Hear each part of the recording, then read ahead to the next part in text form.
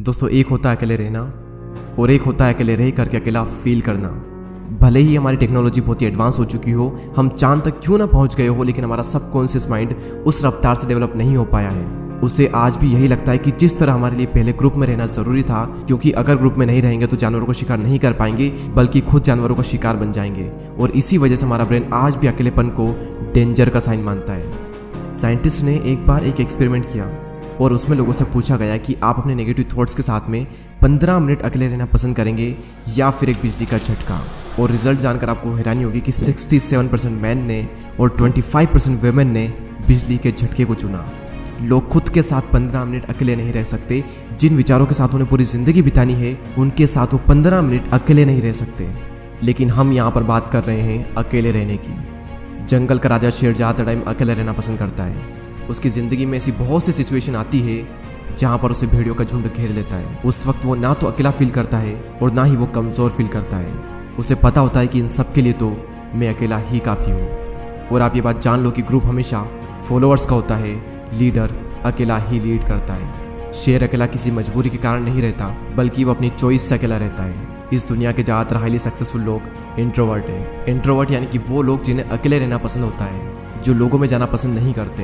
Bill Gates, जो कि Microsoft के को फाउंडर है, 7 दिन के लिए बिना किसी टेक्नोलॉजी के अपने फ्रेंड्स एंड फैमिली से दूर रहकर अकेले रहते हैं। और इसका रीज़न वो ये बताते हैं कि इससे उनकी क्रिएटिविटी बढ़ती है, उनके माइंड में नए नए आइडियाज़ आते हैं और अपनी लाइफ के कई सारे बड़े बड़े डिसीजन उन्होंने इसी दौरान लिए हैं। और ये सभी लोग किसी मजबूरी की वजह से अकेले नहीं रहते, ये अपनी चॉइस से अकेले रहते हैं, क्योंकि उन्हें पता होता है कि एक अकेला इंसान कुछ भी कर सकता है। अकेले रहने के 4 ऐसे फायदे मैं आपको बताऊंगा, जिन्हें समझने के बाद में आप भी अकेले रहना पसंद करोगे। पहला पॉइंट है बूस्ट क्रिएटिविटी। निकोला टेस्ला, जो कि एक महान वैज्ञानिक रह चुके हैं, जिसकी वजह से हमारे घर में इलेक्ट्रिसिटी आ रही है, जिनकी वजह से आज हम इतनी गर्मी में एसी एंड कूलर की हवा ले रहे हैं, जिन्होंने 300 से भी ज़्यादा इन्वेंशन किए हैं। उनका कहना यह है कि be alone that is the secret of invention, be alone that is when ideas are born. अकेले रहो क्योंकि यही वो समय है जहाँ पर आइडियाज़ पनपते हैं। अकेले रहो क्योंकि यही वो टाइम है जब इन्वेंशन होते हैं। निकोला टेस्ला जब खोज कर रहे थे तब उनके पास कोई भी ज़्यादा बड़ी टीम नहीं थी। उन्होंने ज़्यादातर जो इन्वेंशन है वो अकेले रहकर अपनी लैब में किए। और रिसर्च बताती है कि जब आप अकेले होते हो और कुछ भी नहीं कर रहे होते हो, तब आपके ब्रेन के DMN यानी कि डिफ़ॉल्ट मोड नेटवर्क में ज़्यादा एक्टिविटी होने लगती है। और इसी नेटवर्क की वजह से इंसान क्रिएटिव सोचता है, उसके ब्रेन में नए नए आइडियाज़ आते हैं। सर आइजैक न्यूटन को भी क्रिएटिविटी का आइडिया तब आया था जब वो अकेले एक एप्पल ट्री के नीचे बैठे थे। मेरे इस यूट्यूब चैनल पर इतनी सारी वीडियो है, इनमें से एक भी वीडियो ऐसी नहीं है जो कि मैंने किसी के साथ बैठकर बनाई हो। सारी वीडियोस के आइडिया मुझे अकेले में आए हैं और सभी वीडियो की स्क्रिप्ट मैंने अकेले बैठकर ही लिखी है। अगर मेरे साथ कोई है तो मैं कभी भी काम नहीं कर सकता। मुझे एकांत माहौल चाहिए क्रिएटिव सोचने के लिए। सेकंड पॉइंट है इंक्रीज्ड फोकस। जब आप अकेले रहोगे तो उन सभी लोगों से दूर रहोगे जो कि आपका ध्यान भटकाते हैं। आपका पूरा फोकस बस एक ही जगह पर रहेगा, आप चाह कर भी भटक नहीं सकते।